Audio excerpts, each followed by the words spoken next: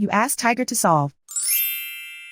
This deals with linear equations with one unknown. The final result is x equals -5/2. Let's solve it step by step. Simplify the expression. Break up the fraction. Expand the parentheses. Group like terms. Multiply the coefficients.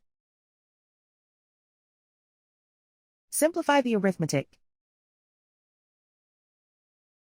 Isolate the x. Multiply both sides by 2x -5. Expand the parentheses.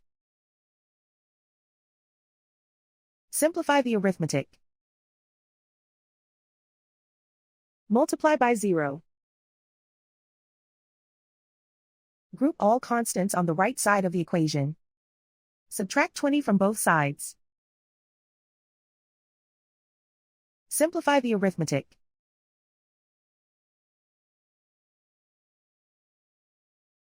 Isolate the x. Divide both sides by 8. Simplify the fraction. Find the greatest common factor of the numerator and denominator. Factor out and cancel the greatest common factor.